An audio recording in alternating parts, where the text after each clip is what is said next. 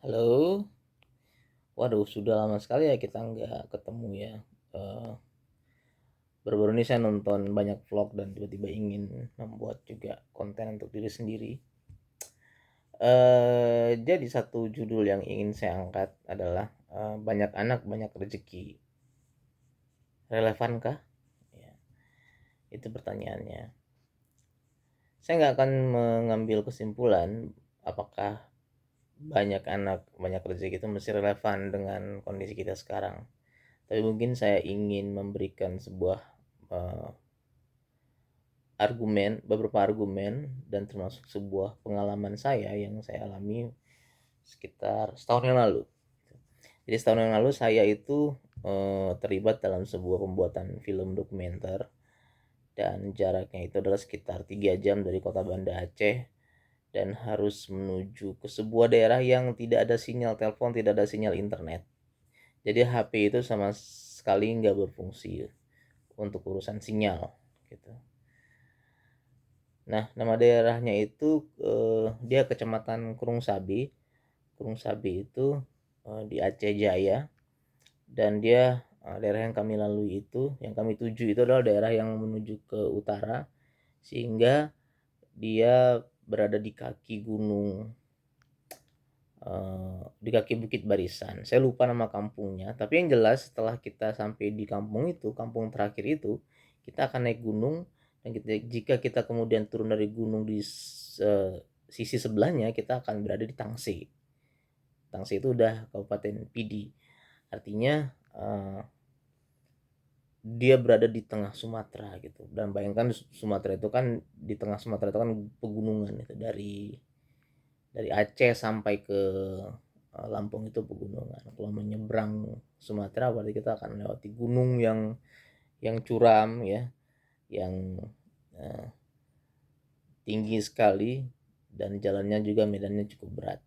Ya, disitulah kita melakukan pengambilan gambar selama sekitar 5 hari. Gitu. Nah, sewaktu kita melakukan pengambilan gambar, kita berinteraksi dengan penduduk setempat. Kita ngobrol dan mereka bisanya berbahasa Aceh. Dan ada satu obrolan yang menarik. Dia bilang begini, kalian punya rencana nggak tinggal di sini? Oh, kalau kalian tinggal di sini enak. Kalian tinggal pilih aja tuh tanah di mana mau tanam apa tuh silahkan. Di gunung tuh masih banyak tanah yang bisa kalian duduki. Kalian garap. Seperti itu. Nah artinya ketika jika mungkin ya saya nggak tahu apakah ada orang mau tinggal di situ kalau udah terbiasa di kota. Jika mungkin saya misalnya, saya mau tinggal di situ, saya nggak akan kesulitan gitu dengan penghasilan atau dengan pendapatan atau dengan uh, kebutuhan perut gitu karena ada banyak lahan yang nggak bertuan, masih belum ada yang pemiliknya. Ya artinya itu punya negara gitu kan. Di gunung-gunung di atas gunung sana yang tinggal kita caplok aja kita kita mau tanah yang mana ambil aja gitu. Karena dia jauh dari pemukiman, jauh dari kota. Jadi kita mau tanam apa tanam misalkan. Kalau penduduk sana itu kebanyakan dia mereka berkebun, tanam jagung, tanam nilam, kalau yang di area agak datar mereka bersawah. Jadi pagi bersawah, setelah pas zuhur mereka ke gunung, mereka ngurusin kebunnya. Kami nggak sempat naik ke gunung jadi nggak begitu tahu apa aja sih tanaman yang mereka tanam. Tapi yang jelas itulah pemasukan mereka. Ada sebagian anak-anak muda yang dulunya kerja di kota, terus kemudian pandemi, mereka balik ke kampung itu, di Kurung Sabi itu, mereka berladang. Jadi yang sekolah nggak sekolah, itu nggak ada masalah di situ. Mereka bisa berladang. Nah kondisi yang saya alami setahun lalu itulah yang terjadi pada masa lampau. Dulu itu penduduk masih sedikit ya. Tahun 45 aja, tahun 1945 saat Indonesia merdeka, penduduk kita itu memang kita belum ada sensus dulu ya.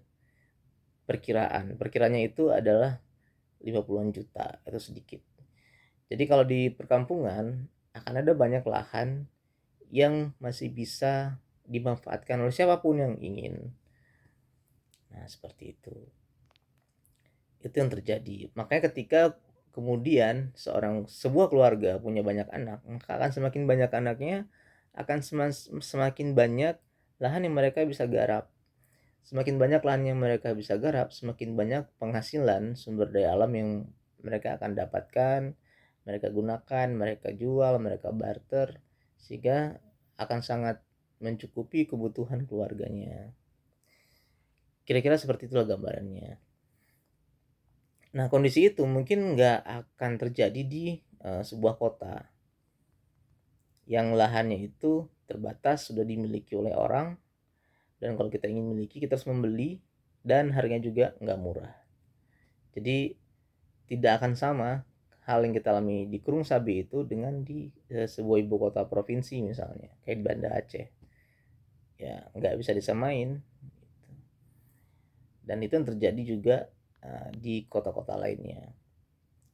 Artinya istilah banyak anak banyak rezeki yang dianut oleh orang-orang di daerah pedalaman seperti Kurung Sabi itu tidak akan bisa dianut oleh orang-orang di kota. Semakin banyak anaknya, kemungkinan besar semakin besar pengeluarannya untuk mendidik anaknya, karena salah satu hal yang bisa kita harapkan dari sebuah kesuksesan adalah pendidikan yang tinggi gitu. Kalau di sana enggak, malah yang sudah tamat sekolah biasanya SMA mereka balik ke kampung menggarap lahan. Artinya sekolah nggak sekolah nggak ada masalah gitu. Sekolah cukup bisa baca hitung udah cukup, mereka akan balik ke kampung dan kemudian menggarap sawah atau ladangnya. Jadi pendidikan nggak begitu penting. Nah, kalau kita misalnya agak sedikit menjelajahi waktu menuju ke tahun 42 sampai 45 ketika kita dijajah Jepang, istilah banyak anak banyak rezeki juga itu sempat mengemuka, tapi bukan untuk hal dalam konteks rezeki, tapi dalam konteks ketersediaan tenaga untuk membantu Jepang, bukan membantu sih, memenuhi tuntutan Jepang terhadap kerja paksa atau kerja rodi yang dulu diterapkan. Jadi Jepang itu dulu menerapkan kerja itu, mereka akan meminta setiap keluarga, setiap kakak itu untuk menyediakan satu tenaga laki-laki untuk kerja itu. Artinya kalau keluarga tersebut seorang ayah dan ibu itu punya anak laki-laki yang banyak, maka ketersediaan tenaganya bisa banyak. Misalnya mereka akan menggilir hari Senin itu yang kerja si sulung, hari Selasa yang kerja si anak kedua, hari ketiga anak ketiga, hari keempat si bungsu misalnya, lalu hari Jumat si sulung lagi.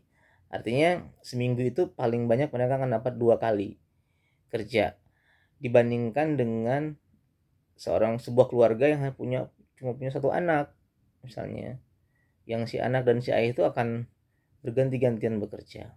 Nah, kalau yang anaknya laki-lakinya 4, anaknya itu bisa bergantian dan bahkan ayah itu nggak bekerja. Sehingga si ayah bisa berfokus untuk urusan mencari nafkah gitu. Karena itu muncul juga mengemuka juga istilah banyak anak banyak rezeki di zaman tersebut.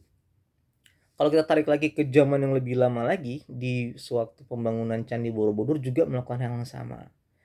Nah, saat saya membaca satu buku, judulnya Negeri yang ini ada bukunya. Ya, ini bukunya. Wahyu yang Hilang, Negeri yang Guncang, dikarang oleh Ong Hok Ham, seorang sejarawan. Dia mengatakan bahwa saat pembangunan Candi Borobudur itu sebenarnya rakyat yang berada di sekitar itu juga dipaksa oleh raja tersebut. Raja Simaratungga ya kalau nggak salah. Itu abad ke-8 sampai abad ke-9. Jadi pembangunan itu 200 tahun. 200 tahun. Sehingga kemudian ketika masyarakat tahu pembangunannya lama, mereka kemudian melakukan jangka panjang, sebuah program jangka panjang terhadap keluarganya, yaitu mereka memiliki anak sebanyak-banyaknya. Sehingga setiap keluarga bisa memberikan tenaga yang cukup untuk membangun candi tersebut, sementara anak yang lain atau ayahnya itu bisa fokus pada cari nafkah. Dan itu pula yang menyebabkan dalam buku ini ya, masih menurut versi buku ini, banyak keluarga yang kemudian eksodus atau mengungsi atau berpindah dari wilayah daerah Candi Borobudur ini dan kemudian pindah ke wilayah yang lain. Sehingga itulah yang disebutkan dalam buku ini menyebabkan Candi Borobudur terbengkalai sehingga kemudian ketika terjadinya uh, bencana alam, dalam hal ini disinyalir adalah gunung berapi yang meletus.